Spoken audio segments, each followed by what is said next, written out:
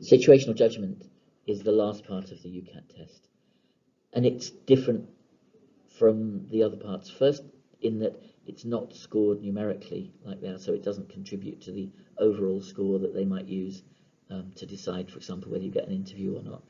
You're just put in bands from 1, which is good, to 4, which is not good.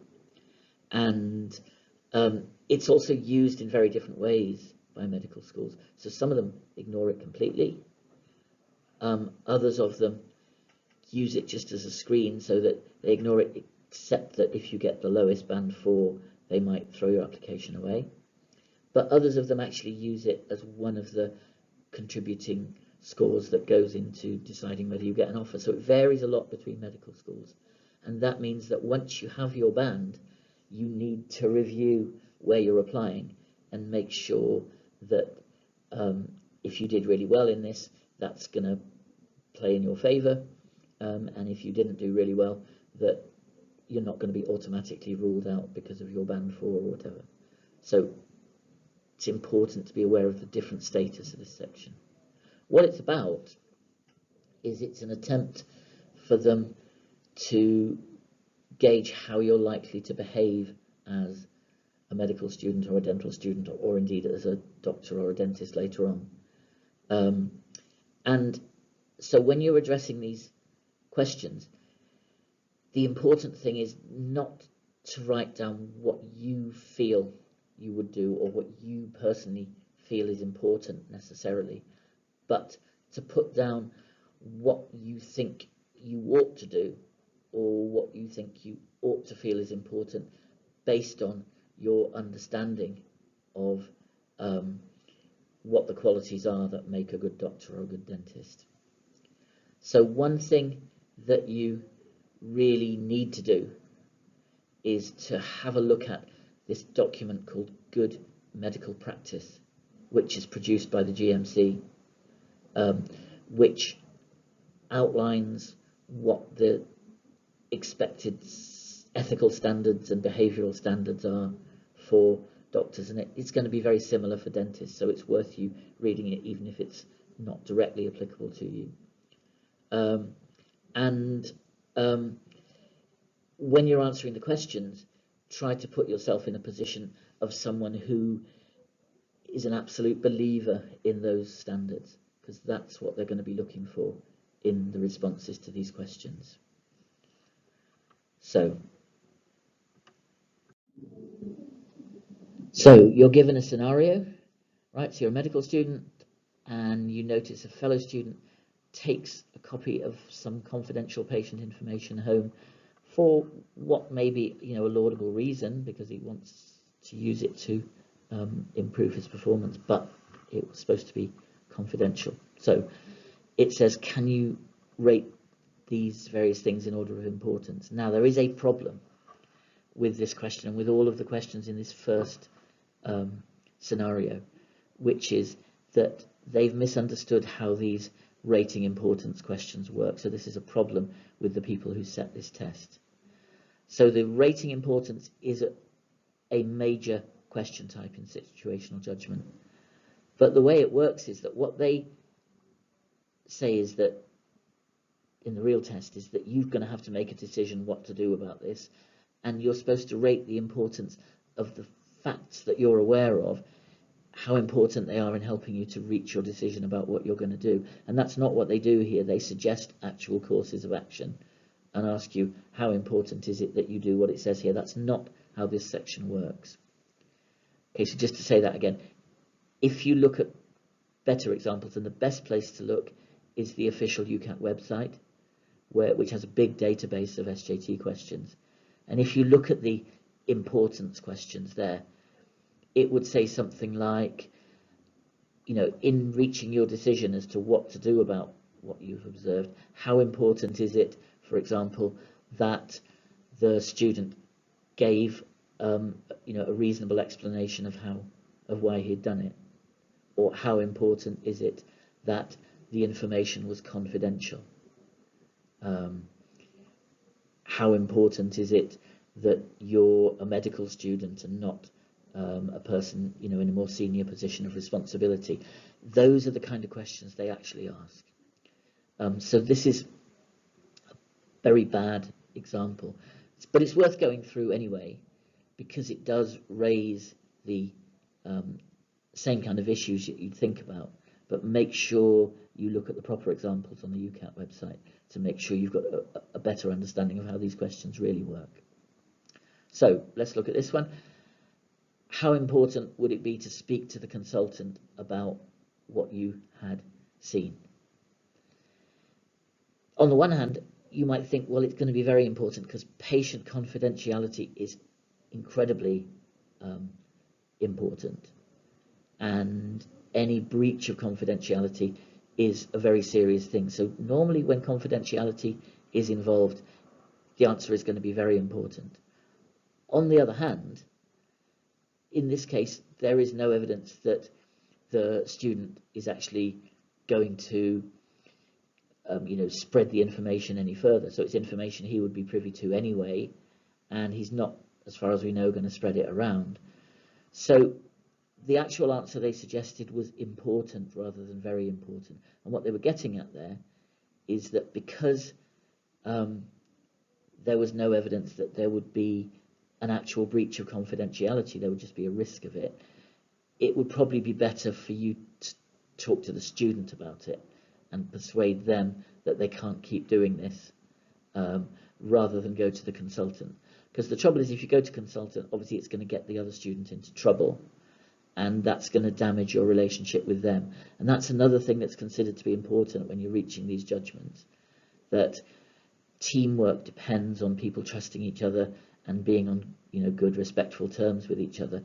And you don't want to jeopardize that unless you have to. So if what the student had been doing was an absolute definite breach of confidentiality, if they were going to publish it on the internet or something, then obviously it would be very important that you dealt with that by going to someone senior. But under these circumstances, they're saying, well, it's probably going to be better to try and deal with it by talking to the student directly, because that could lead to their situation going away and there being no actual risk of breach of confidentiality. But you can see these are fine lines, and it's important to be aware that if you put very important rather than important, it wouldn't be a disaster. You would still get some credit for that.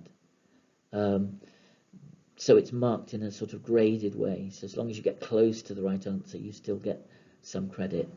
And there are bound to be some when you'll just come on slightly the wrong side of a difficult borderline like that. And that's just normal.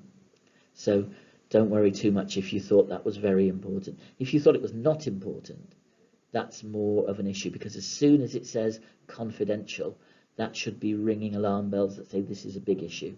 Patient confidentiality is a really important thing. Okay, so here's the next one. How important would it be for you to take a copy so you can also keep up? Hopefully, you immediately went for D for that one. Not important. That would be a completely inappropriate thing to do, because you know that that student is doing something wrong because it's confidential information, and just because it might be to your advantage, it would obviously be completely wrong for you to then compound that by doing the same thing yourself. So that's an unequivocal not important for that one. Next one, how about approach the subject directly with your colleague? So that's the one, as we've already said, is what you probably should do straight away. And so that's very important. That's the best thing that you can do. Obviously, if the colleague then said, well, tough, it's none of your business, I'm going to carry on doing it or whatever, then you might have to escalate it and talk to the consultant. But in the context of this question, you're not being asked to speculate about that. It's just sort of saying what would you do first, and talking to your colleague directly in this case would be the best thing. So that would be an A. And then this one, suggest a way for your colleague to dispose of the patient list confidentially. That one, is not an inappropriate thing to do, because obviously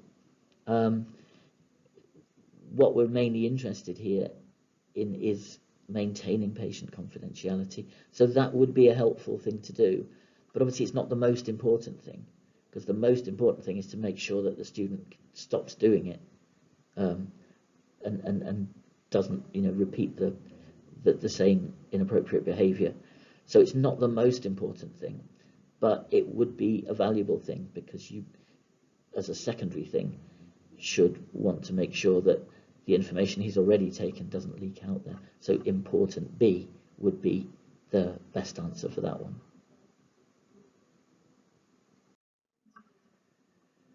So now we come to the appropriateness section. Now this one is much more like the real thing. So where that first part was a bit flawed, these ones are fine.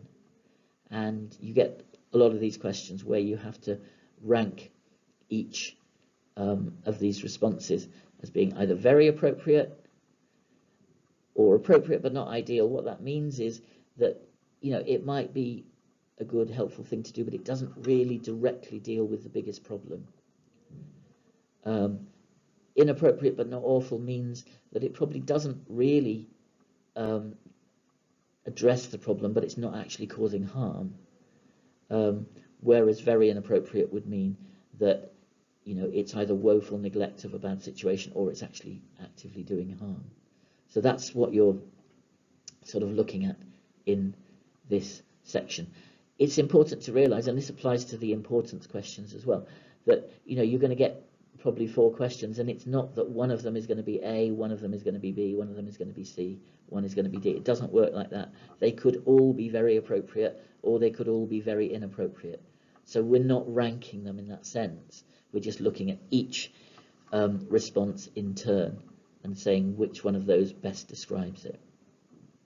So here's the situation that you're working now as a junior doctor, and one of your senior colleagues says that they've noticed that your performance has deteriorated and that they're worried about your well-being.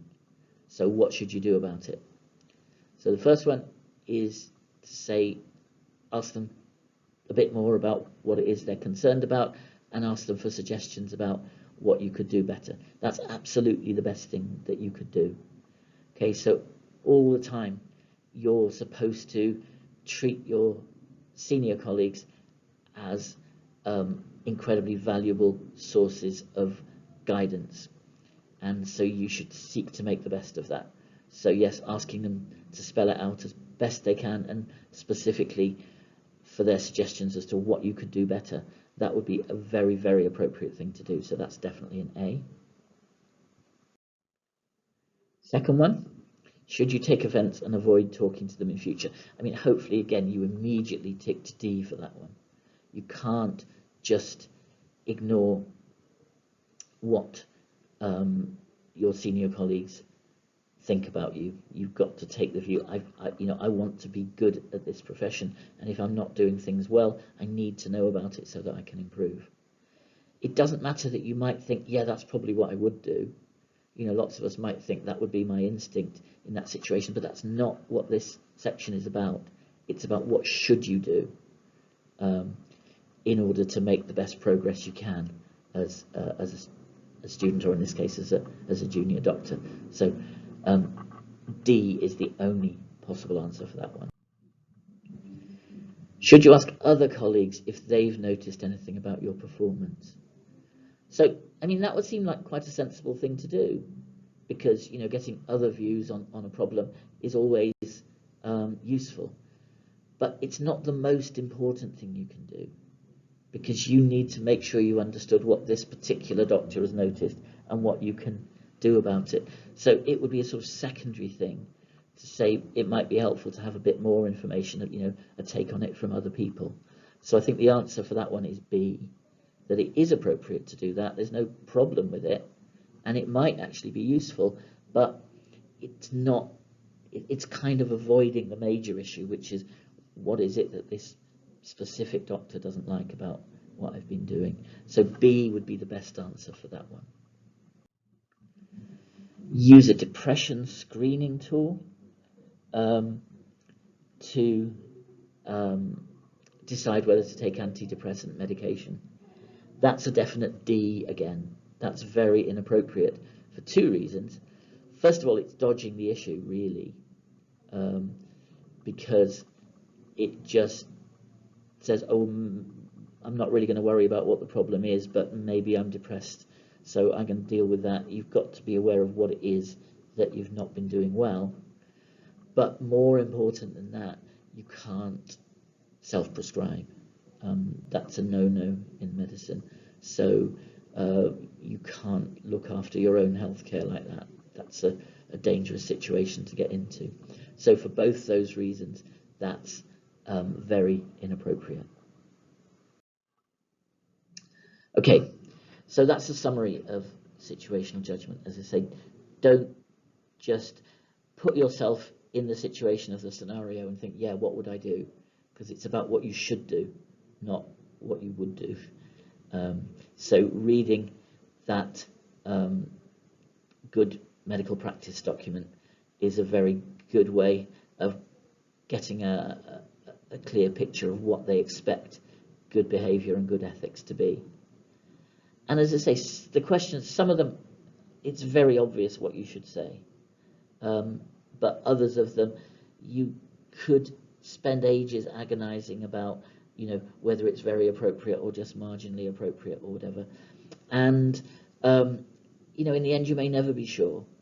So as with all these UCAT sections, you can't afford to spend too long deliberating. And you've just got to reassure yourself with the thought that so long as you get close to the right ranking, you're still going to get some credit for it. And so you should end up doing fine.